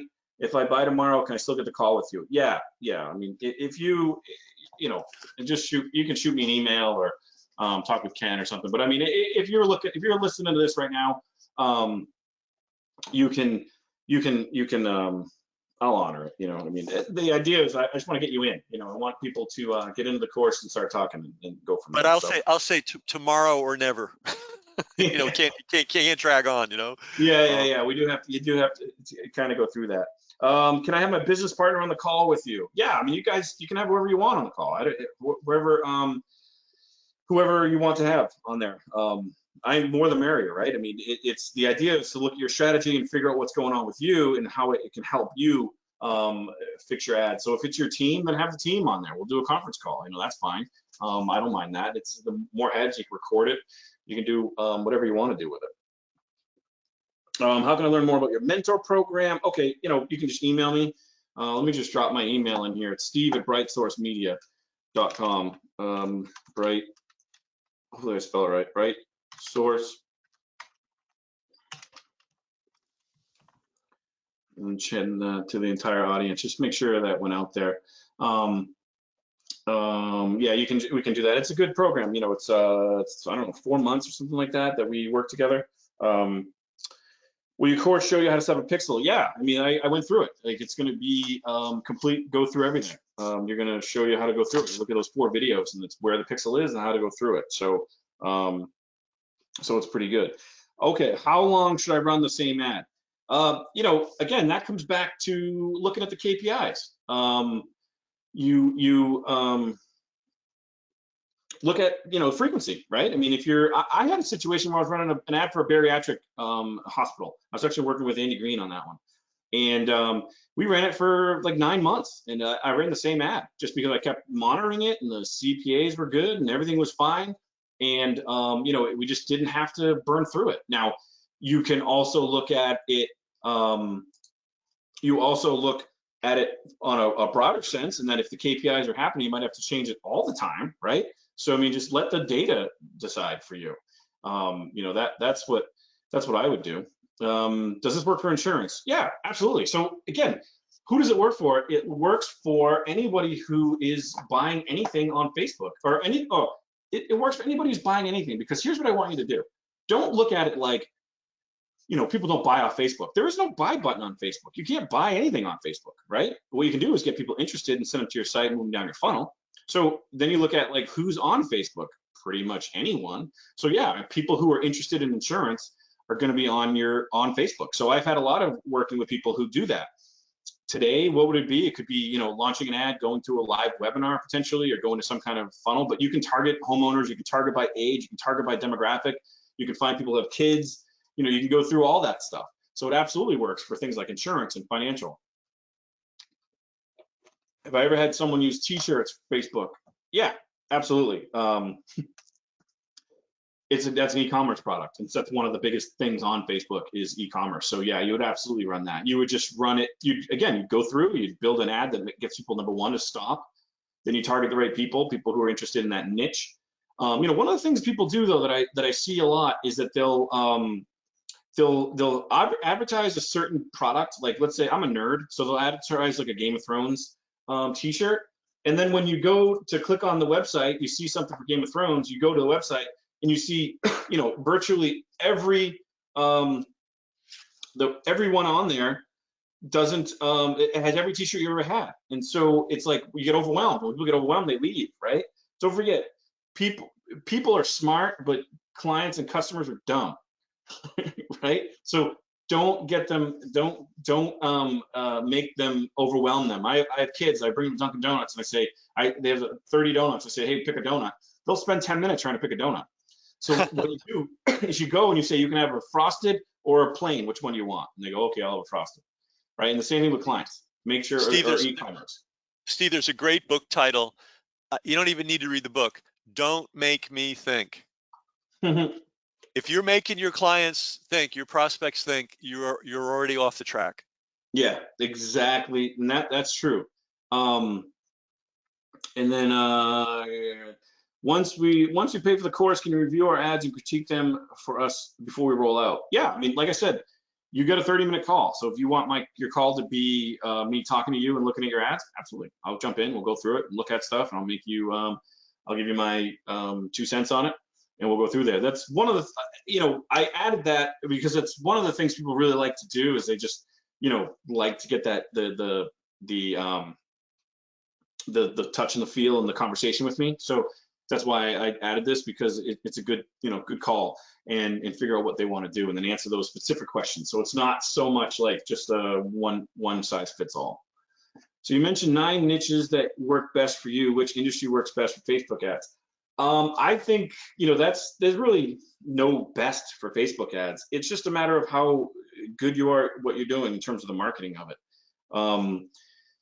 It lends itself to a lot of things. Like if you're selling t-shirts, it's pretty easy, right? Because everybody's on there and they're looking at it. If you're selling ball bearings or life insurance, it's a little difficult because people are on there to look at their pictures of lasagna and stuff.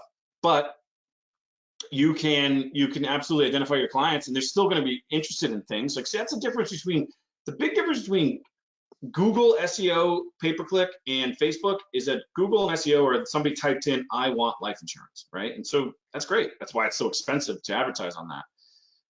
With Facebook, it's more, you're looking at someone who is likely interested in life insurance, and you're kind of more, that's why your funnel is so much bigger, because you're not relying on somebody to physically type it.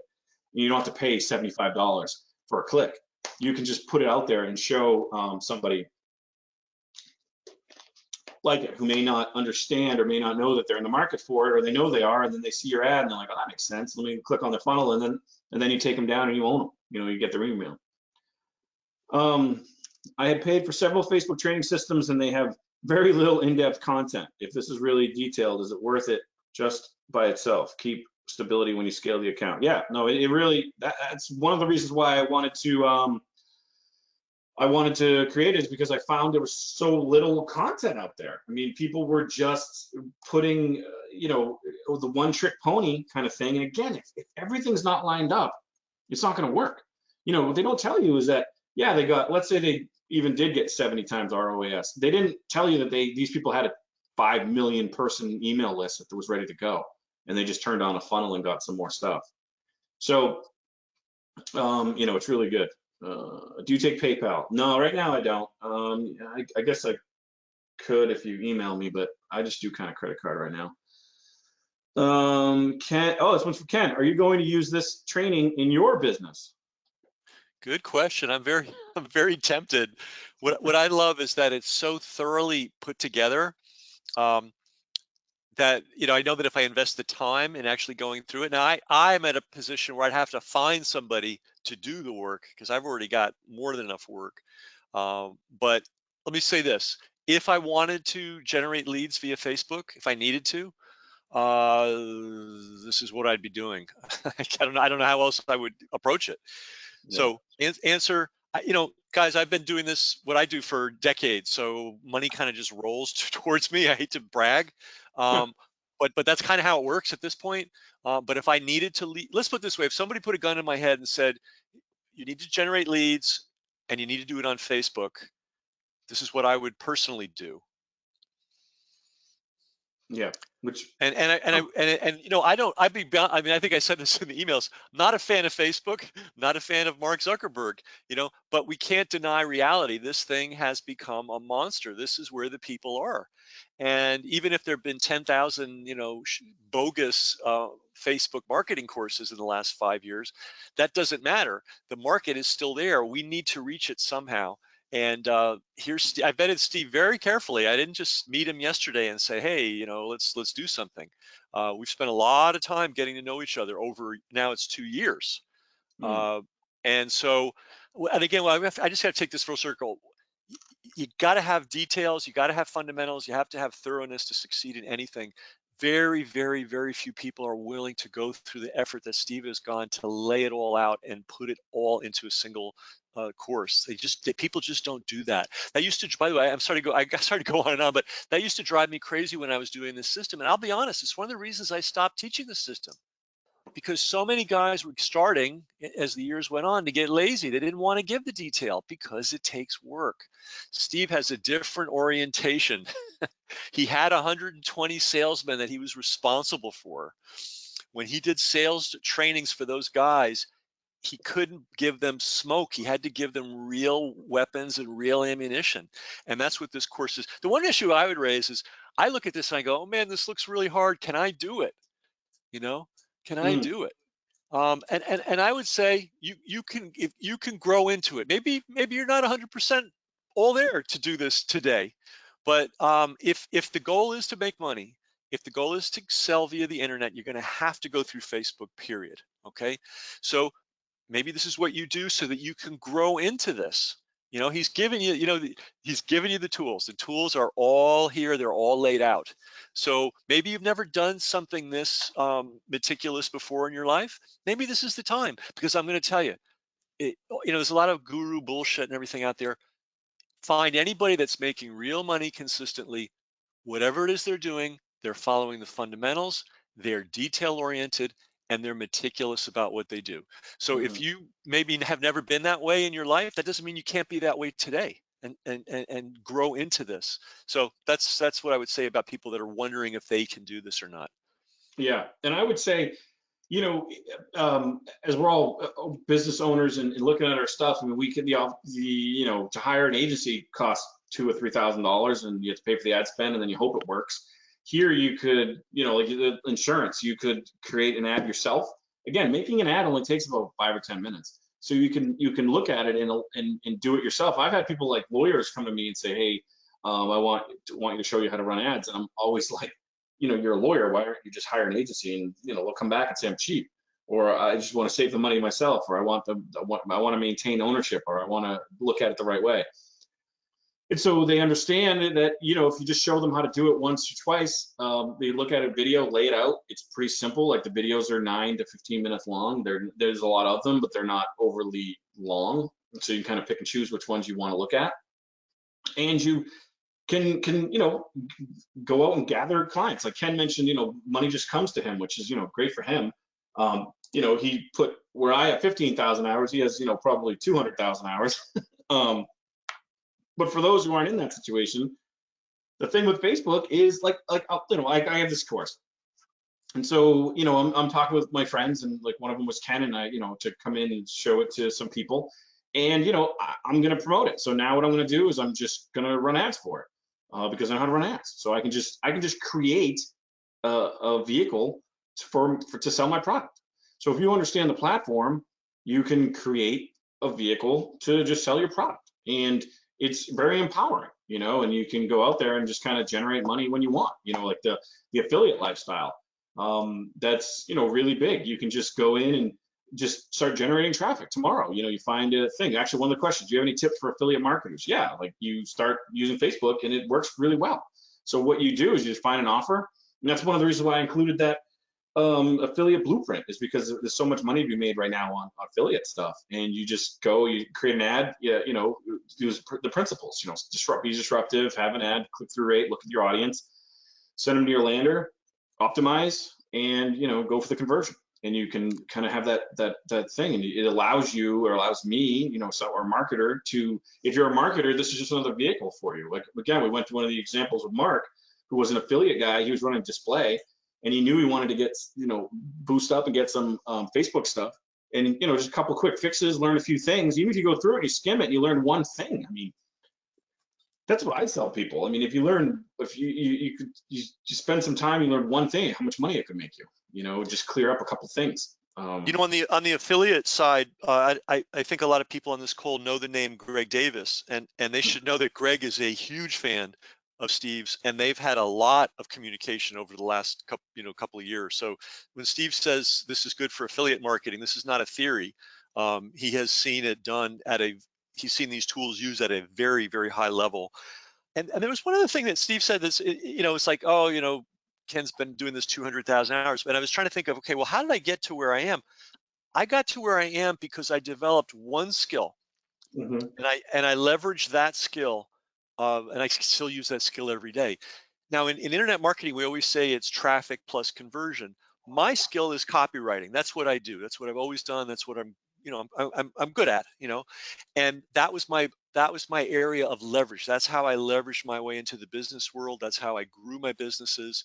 I still use that skill every day of the week. So if I were a traffic guy, which is another completely valid way to go about internet marketing, focusing on the traffic side, and becoming an expert on traffic generation, this is the way to leverage yourself into that. So if you're wondering, well, how do I get to be in Ken's position, or how do I get into Steve's position?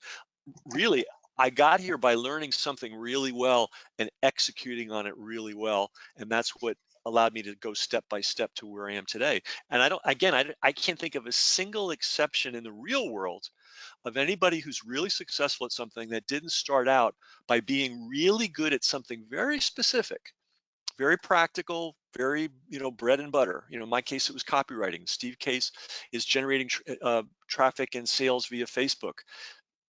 Basic mechanics. Blocking and tackling. It really is. Really is the thing. Yeah, and the power you get from being able to just create money. There's a lot of questions here from affiliates, and because why? It's because it plays really well on people who want to run and make money and kind of work for themselves. And there's no denying the power of Facebook. And there's multiple countries. I mean, we run affiliate offers, and I run probably 19 or 20 countries and probably 7 or 8 languages, because having things translated and have their own landers and go from there. And you can start doing it. It's all this. Once you learn, you figure out the strategy there. It's all pretty much the same in terms of adding a new product. Like there's no real difference between running an insurance ad versus running a weight loss. Some of the nuances are going to be different, the copy for one, but the overall strategy is just going to be to get what do you have to do? You have to get somebody to stop scrolling. You have to get them interested in your product. You have to get them to your lander. Then you have to convert. And then it's going to be kind of mixing and matching and changing what you're doing there. But you have that strategy of going through it, and taking it. Like you mentioned, Greg Davis. I work alongside Greg Davis really well. We've launched a lot of live trainings and live events on affiliates and stuff like that, and proven ways to make money. So yeah, he's a good colleague of mine. I talk to him all the time. We're kind of funny. He's a black guy from Maryland. I'm a white guy from New Hampshire, so we have funny conversations. I really like Greg a lot. And so with affiliate, it really can work. I mean, if somebody asks, it's hard to retarget when you have the lander but no control over the order page. That absolutely is, until you start looking at, okay, what do you control? So one of the things I lay out in the course is I look at your funnel, lay out your funnel, because you do have options there. Yes, you can't get them to give you a conversion pixel, right? You can't get a lead, but there's something you can do before it. There's steps before it in order to get off it. They have to click off your page. So there are places there. So I go through it and you give you kind of, give you the tools so that you can look at it like that. So that's a big problem. People come to me and they say, hey, Facebook, affiliates, I know they make money, but I can't put a pixel on the purchase event. And if you understand the way your funnel works, you understand what you're doing in terms of you start with landing on the page, that's a page view, and then you go through events and you look at it that way, you can quickly realize that, yeah, you have ways of doing it. You can capture the lead when they leave and optimize for somebody leaves your web page, right? You can start going through all that stuff. So there's a million things you can do, and I go through that in the video, and that in the Q&As and in the Facebook group, we talk about it a lot. That's the kind of thing that you do, because again, if you understand what's going on, you don't make those problems don't become huge, because you realize the platform, and then you can just kind of make adjustments, and that's one of them. And that's one of the things that's got me into that. People came to me when I was running, kind of white hat label, just brand stuff, and they started getting all these affiliate questions. And I started looking at them going, they're like, oh man, I can't optimize them. Yeah, you can. And they didn't understand the platform. Even talking with Greg Davis, that was one of the biggest problems that we solved. Is I said, what are you trying to do? And he would tell me, and I'm like, well, hold on a minute, you can just do this. And he was looking at it like, his knowledge was from other affiliates, right? And it wasn't really like a Facebook-based knowledge, so it didn't have all the intricacies, and he couldn't really understand everything. He knew how to make a ton of money, and we were able to look at that and kind of put our heads together. So it was pretty good. Is it hard to retarget when you have the lander but no control? Yeah. Hello from Tahiti. Wow, my credit card can't go through. Hey, okay. If that's the problem, just email me and we'll get that sorted out at steve@brightsourcemedia.com. I think I dropped it in the or you can even actually reply to one of the emails you got for the webinar. So we can work on that. Okay, do you have modules in the course specifically geared towards CPA marketing? I do. I go through and I have a complete CPA video that I go through on how to break it down. And it's like I go through Google and I take an actual offer and I go through it. So yeah, it's in there. Also, if you're really into CPA, one of the things you could do is, once you jump in, just go into the group and just ask a bunch of CPA questions. And what I do is I take the questions at the end of the week and I just answer them live. You can jump on the live call and you can answer the questions and I'll go through it. There's a lot of detail that I'm leaving a lot out, only because it's, this is, I don't want Zuckerberg watching this. So there's only so many things I can say. One of the things I really like about the group is it's my group. I can say what I want, and I can say that 30-minute call. We can spend the whole call talking about how to circumnavigate Facebook's ClickFunnels ban, all that kind of stuff. We can go through it. So Facebook has a policy against network marketing. Can that be finessed? Again, that's a question about prohibited versus restricted, and what is network marketing and how are you marketing it? So yes, it can be finessed, and it can be looking at it. It's not so much getting around it, it's more of just aligning your ad and your landing page to follow the Facebook, can be Facebook compliant. So yeah, you absolutely can. We could work on that. Lead capture affiliate is the way to go. Absolutely. There's ads in there that you can just get. You can get ads on that do the marketing directly. I mean, the lead directly off that. You don't even go to a website. It's called a lead form ad and how to use it. It can be pretty good. Do you want a lead capture affiliate? Do you have to give a code for pixel? Do you give us the code for the pixel, such as page view? I go through it. I can't give you the code because it's your code. I show you how to pull it and how to get it, and then from there you can just put it in there. I can't give you the code. Facebook offers free training. How does your training differ from the Facebook training? Well, Facebook's training is the Facebook blueprint. It's based on a company that is looking at the number one thing is the user experience on their platform. The number one thing is not making money. So I would say that Facebook's training is very muted in sense of like they talk a lot about brand awareness and reach campaigns and speaking to your clients and getting your word out and your message and things like that. I'm pretty much to the point of making money. So I've had clients come to me, and people purchased the course and said, hey, I just had a call with a low-level rep. They didn't call it a low-level rep. They just said a Facebook rep. And they told me to do a brand awareness campaign. And, again, Facebook is trying to doesn't really care if you make money. They really just kind of want to have the user on the platform satisfied. So there's a big difference between the training that you can get from there. There's a lot of, and it's more streamlined, I pull out things that make money and things you need to know versus just like if you take the blueprint course, which I have, there's a whole section on apps and how to build apps. Well, if you're never going to build apps, you still have to take that course. So it's not very tailored for people trying to make money. So your live calls continue for how long? 1 year or 10 calls or more? No, the live call, if you purchase, your live call is you get one call with me. That's after you purchase, not continually. I have ways you can do that, but that's it. After that, it would be, the Facebook group. You can put in stuff. You can jump into the chat. I do end up just chatting with people. I'm a real guy. So if you're got questions, I have instant messenger. I do chat with guys all the time. But for broadcast use, I could look at it. I would just say, yeah, you get one call with me. It's not like you get 10 calls. But yeah, I like everybody to do well. If you have problems, I talk with you. And like I said, I message guys in the group all the time. So yeah, Facebook chats. Yeah, it would be, so you get in the group, and then the group is whatever, as long as lifetime membership of the group, and then you can post stuff in there and then go from there. Like I said, I don't work for you, so it's not like we can chat all day, every day. But I absolutely answer direct questions. A lot of guys have a question that's really specific and they don't necessarily want to share their landing page with the group, and they shoot me an email or they shoot me a chat and we talk, and that's all fun. So I don't have any problem with that. So yeah, we can do that. Let me see, what else do we have here? It looks like we're getting now, kind of looked like we answered most of the questions. I'd probably say, is that pretty much any more questions for everybody? Because look how long we are. We're coming up on the 2-hour mark, so we're probably good there. So yeah, I want to make sure, who was it? You asked about the credit card. If you still have that issue, definitely email me on that. We could figure. Same with PayPal. I know somebody asked about PayPal. We can talk about that too. I'm not really into PayPal, but maybe I need to be. So email me. Anybody listening to this, you can, steve@brightsourcemedia.com. With follow-up questions and stuff, and more specific to your thing, we can do that. But I think we're probably one more. Once we pay for the course, can you review our ads and critique them? Yeah. So again, the call is what you want to do. I don't have any limits on the call, so we'll get on a call. I say 30 minutes.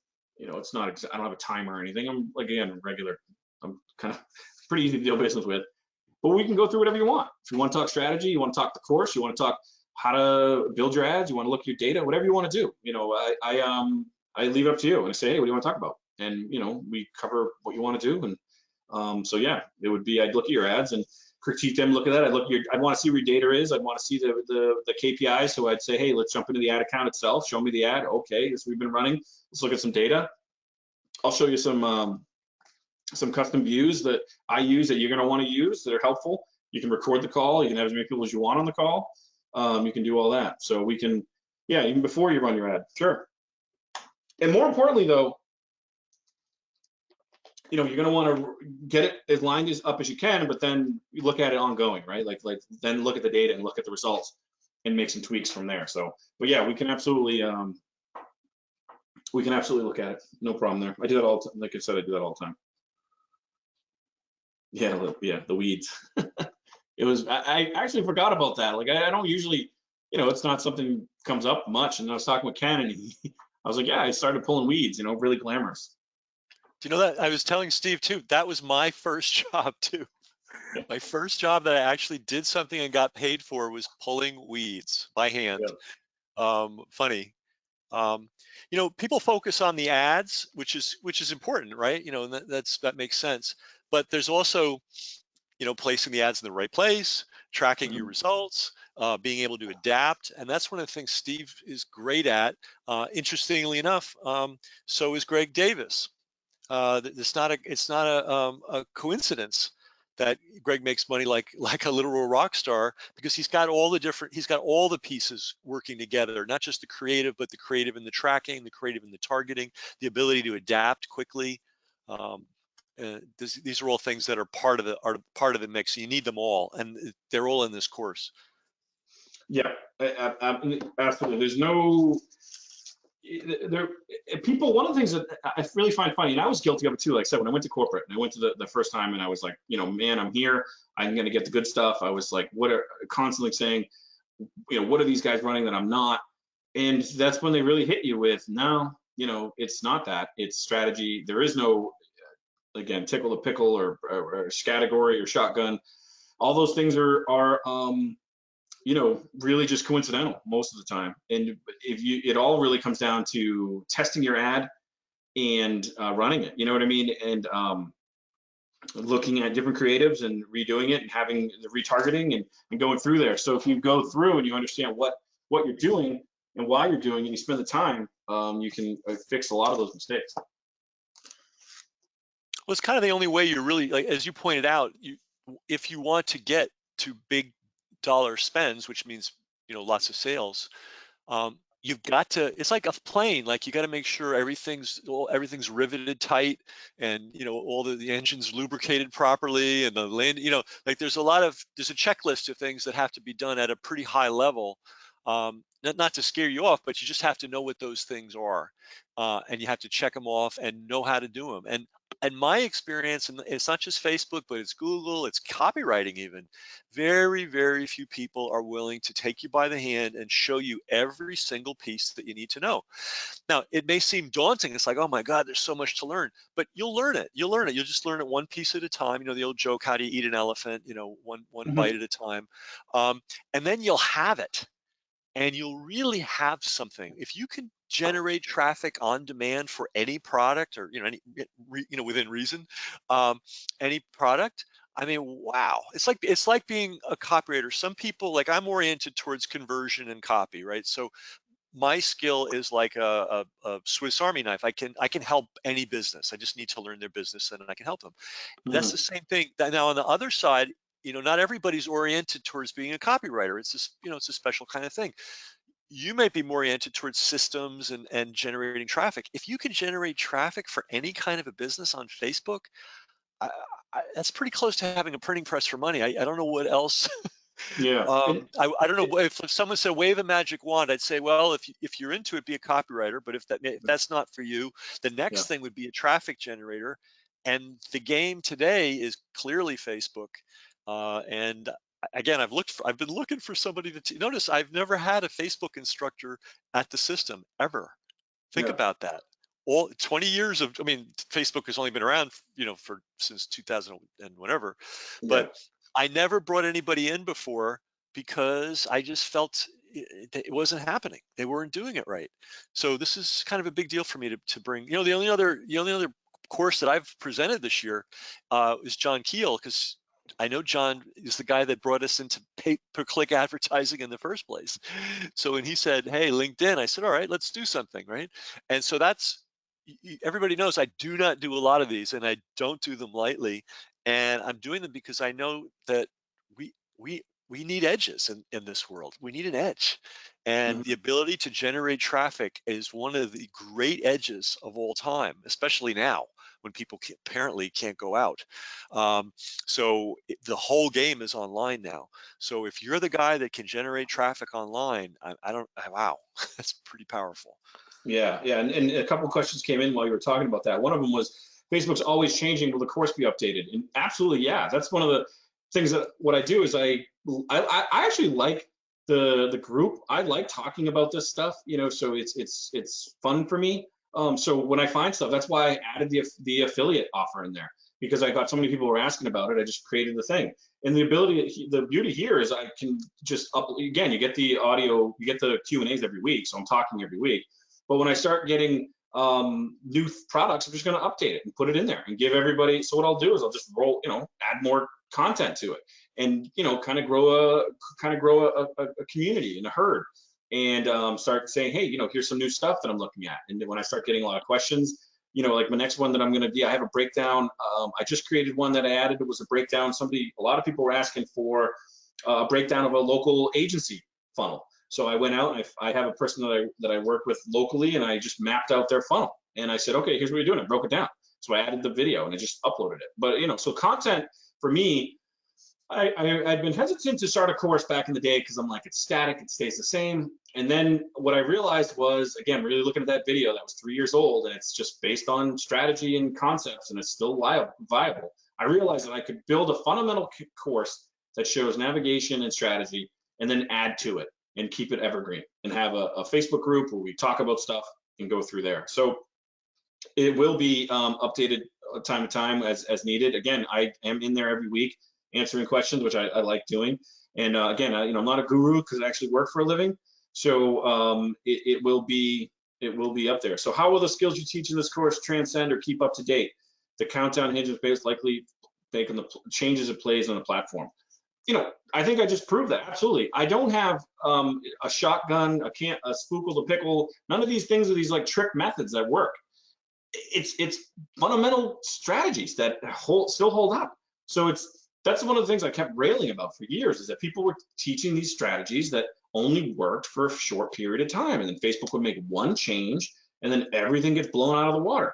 Quizzes for one. So quizzes were the massive thing for creating like quizzes around getting around the weight loss ban or the weight loss triggers, and they were making quizzes. Everyone's making quizzes. Then Facebook made one little change to opt, and now quizzes no longer were working as well. And so everybody who relied on that was out of the water. So if you look at it from a standard point of like, it's more of an entry into my funnel, and then you just find the new thing, then you can change that. But that's why I think it's always going to be updated. So I commit to constantly having changes to it, updating it. But again, it seems like the base foundations don't change much, right? You know what I mean? When you learn the strategies, the massive foundations, it's not a quick thing that has to be learned. So this will not be out of date anytime soon. It's just foundational stuff. And so I have two business partners. Can they both be on the access? Yeah, like I said, you can have whoever you want on the call. It's your call. I'm not going to look at it like that. Can they both have access to the training? Yeah, we can. Shoot me an email. We'll talk about that. I'll take that one offline. Again, steve@brightsourcemedia.com. We can talk about that. Any reading material to study before we take the course? No, the course is the reading material. You just go through it and look at it. You don't have to read anything. You just sit back and hit play, and I go through it. And if you already have a business manager and you're fine there, then don't watch that video. It's laid out pretty well. If you just want to get in and learn some audience stuff, you want to get into the funnel, you can jump around. It's not like this webinar where you have to watch it in a row. It's each video is like 7 to 15 minutes, so you can kind of jump around for it. So what changes did Facebook make in Quizlet? It's the changes they made on how do they crawl the sites. One of the things people are trying to get away from with the quizzes, it's how they crawl the sites where the change was made. But yeah, do you use the 388 method? Any insights into different funnels that work for different businesses? Yeah, I mean, there's a lot of that. That kind of question's hard to answer right now, but that would be something to ask in the group, and then we can get the guys chiming in, and I can answer that, and we can talk about that, because that's a pretty open-ended question right there. Anything else? Let's see, let me skim. Did you use the 388 method? Campaigns, ad sets, ads. I don't use a 388 method. I don't call it that, but I do use a strategy where it's, you make your top of funnel, you have individual ad sets, and then you have individual ads. So I think it might fall into that way of thinking, but it's not what I call it. It's just a matter of having multiple ad sets, campaign budget optimization, multiple ad sets, and then having multiple ads inside those ad sets. And then, testing the ads, adding new ads to it, dynamic ads, things like that. I would go through that. Are you big on video ads versus image ads? I let the data decide. Video, we're crushing it a while ago, and then now sometimes I'm seeing static images crushing it, but that's why you test and you go through it and you figure out what the data tell you, and it's depending on your audience. And go from the video ads have some good advantages because you can retarget based on viewership. So if you run a video ad that's 3 minutes long and somebody watches a minute of it, you can retarget that person and make an audience. So it's pretty powerful there. That's one of the things I think, like YouTube is a good platform right now, but you have to have really good videos to really make it work. Facebook, you can get away with still with static images. You can get away with a little bit simpler video. So the editorial entrance is lower on Facebook than it is on YouTube. So I think that has a big advantage for it. And also the audiences. Again, when you're dealing with SEO, pay-per-click,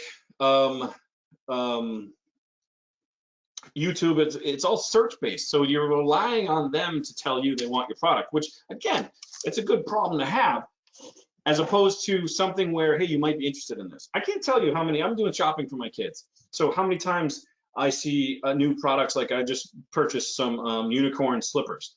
I wasn't Googling unicorn slippers, you know what I mean? But based on my pattern of usage, they realized that I have purchased, I got a blanket. And so I got a kid's blanket. So now they're showing me those. They're great slippers. I clicked on them and I bought them. So that's what the power of Facebook, and you can take advantage of that. With the same thing with life insurance. This, now I have kids, right? So now the person, if you're trying to target life insurance people and you realize that I have kids because of the data and Facebook knows, that's who you would target for life insurance, right? Because you're not going to target Ken, who's, 300,000 hours of marketing experience. I'm not saying your age, but like he doesn't need it. You're targeting somebody in their 30s and 40s with kids. That's who's selling life insurance. So, you would look at other things. Ken might buy a Ferrari, and that's who you go after for his financial advisor, because that's a big thing. But that's the power of it. So learning sales funnels will save a lot of money. Yeah, that is a big concern, looking at your funnel. And go through that. So you can take, I've had people on the call and they have me look at their funnel. They're like, hey, my ads are great. I have a good click-through rate, but I'm only seeing a really small conversion on their funnel. And one of the things, I go through it and we look at that. So open to that as well. So I think we're getting close there, Ken. We're at the 2-hour mark. So probably, what do you think? Are we? Sounds good. Sounds good. I would just say in conclusion that, one of the things you're doing is aligning yourself with somebody who is a legitimate expert on this stuff, is in it every day. He's not just teaching it, he's in it, he's doing it. He's learning new things as things change. He's got a superb grasp of the fundamentals, and he's already got a track record of bringing people from 0 to 60 in this. He's not just somebody that knows stuff. He's somebody that's actually been working with people now for a while. And last thing I'll say is we had to pull teeth to get Steve to be willing to teach. When we first were talking with him about teaching, he was like, it didn't compute. Yeah, it just didn't. At first I just was like, I deal with clients, and then it was like, well, why don't you get some people and have like, and I reluctantly rolled out that mastermind, and then I was talking with Ken, and he's kind of been the impetus on this. Is he's like, hey, people want this content out there. So yeah, that's not my goal. My goal is not to become a teacher. It's just, like I said, I'm not a guru because I work for a living. Yeah, so it's a good opportunity to align yourself with somebody that's not just teaching it, but also doing it and is really serious about it, and also who happens to have real great chops at teaching and managing, because he was a sales manager of 120 plus guys. I keep going back to that, but that is that's a thing you can only do if you're willing to be meticulous and thorough and care about your guys, right? Mm-hmm. Because you, you know that's something that's kind of missing from some people's background. Like they don't know what it's like to be responsible for dozens or scores of other human beings and their families, and when you're a sales manager of 120 plus people, it's not fooling around. So Steve's bringing that attitude plus his Facebook chops, which are immense. So this is, to me, this is kind of a no-brainer. It's traffic plus conversion is what makes money on the internet, period. There is no other source of money on the internet. Facebook is the big traffic gorilla right now. Looks like it's going to be for a long time.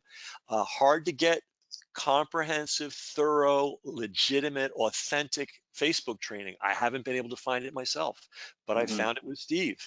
So I think, I think he's, I don't want to trivialize money, but I think he's giving this thing away. I know it's, it's not cheap, it's not insignificant, but for what this is, a key to the kingdom of traffic generation on the internet, he's underpricing it. And we're gonna have to have a talk about that in the future, but it's definitely it's definitely way value for sure.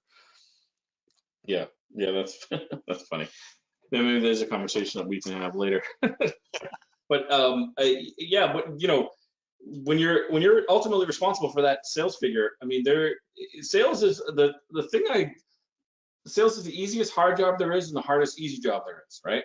And there's no wiggle room around sales. So if you live your life as a salesperson, it's you kill what you eat what you kill, and that was a great motivator for me, and it helped me a lot. It was one of the biggest reasons why when I started getting into Facebook, I said, who do we care about these likes and smileys? We just want to go for the jugular and get conversions. And that was one of the things because I was based on, eating what I killed. And it's easy to be measured. When you're an account manager who looks at, and you're, in the corporate world and your review comes up and they look at your accounts payable, I mean, there's no real metric for that. It's like, okay, you're kind of good at what you do. With sales guy, it's where are you on your number? That's it. I mean, I remember my first full year of review. For after working for the company, I worked. I got hired as a sales guy. I did my job in the second year. I got an award, and then when I went for my review, I brought the award with me and I sat it down on the desk. And I kind of said to my sales manager, was like, whatever you're saying, I want to put in this preference that I have this trophy here, and so I, I want that to be the frame. It's because inevitably he's going to pick on some things about my calendar not being up to date or whatever. And I kind of did that as a joke and be like, boom, that's what we're talking about. Because in sales, that's it. Sales, it's all what you produce. And when it comes to this kind of stuff, you're only as good as your last sale. So in terms of marketing and funnel and all that, it's all about conversions and making the dollar. It's not what kind of t-shirt you're wearing, or it's not how you dress or how you look. It's how much money can you make and what do you know? So it's, that's where that's how I look at it, and that's what I'm talking when I'm on the phone with you. We're looking at your stuff. I'm not going to look at it emotionally. I'm going to look at it like, okay, it doesn't speak to me. It's not going to be effective to the consumer. It's not going to be whatever. You're not looking at your funnel the right way. You have holes in it, whatever it happens to be. That's just kind of how I look at everything. It's really Based off interesting. of the fact. It's really interesting that you brought that up, because that orientation, that bottom line, dollars and cents, did you make money or not? I'm telling you guys, it's the rarest thing in this world. You wouldn't think that it would be, with all the business that's going around and all the talk and all the hot air. It's so hard for me as a business person. I'm sure Steve has the same problem when he's looking for people to work with, and it's true for any client that you might have someday. Uh, it's just hard to find people that are accountable and look at the numbers, and it's either on the paper or it isn't. You either did it or you didn't, and that's the beauty of sales. It's brutal, but once you master it and are good at it, you become a very rare person in this world. Don't underestimate how rare a good salesperson is. They are not common. It is it doesn't, they don't grow on trees. So it's if you're looking for a a bedrock survival slash thrive and grow rich skill, it's the best. I can't think of anything better than sales.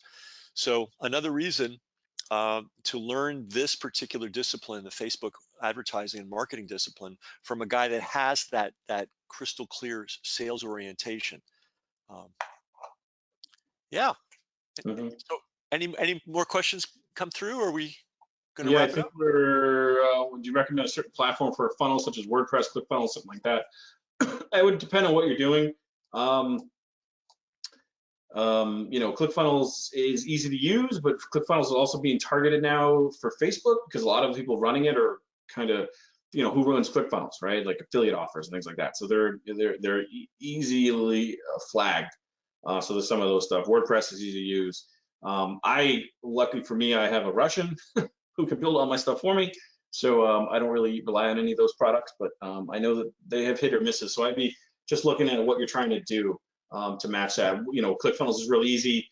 Maybe you want to build a ClickFunnels model on a WordPress or something like that. I just am a little leery of ClickFunnels right now for running ads. Like I'll tell you right now, like my funnel, we'll call it, is based on ClickFunnels for this, but I wouldn't run ads to it because I wouldn't run ads to anything on ClickFunnels right now. From Facebook anyway. But yeah, let me, I think we're good at that point. Anything else, again, steve@brightsourcemedia.com. You can ask me some questions, some follow-up, all that kind of stuff, questions that you had from the course or working with me and you didn't want to put them in the chat. Definitely shoot me a note. Happy to talk with you guys on that. But I think we're probably good. So I just have to figure out how to end the call. Right. With the technical stuff. Exit end webinar. Okay, so yeah, if my last comments, everybody, is thanks for the time. I appreciate it. I hope you learned some good stuff in terms of those 3 secrets. Was legit, real stuff. You can really learn a lot from that. I do invite you to come to the course, get in there, get in the Facebook group, get on a call with me, work with me however you can. I live and breathe Facebook. This is what I do, is what I've been doing. Like Ken said, my background's in sales, so I look at it from a different viewpoint. I do work for a living. I do not wear open collared shirts. I don't stand in front of Lamborghinis. So I'm not really much of a guru. Great. Well, Steve, thanks for sharing this, and thanks for coming and being willing to organize all this stuff and be willing to teach people. I think the guys that have already started with you, they understand the value of that. Okay. All right. Thanks, everybody. Talk soon.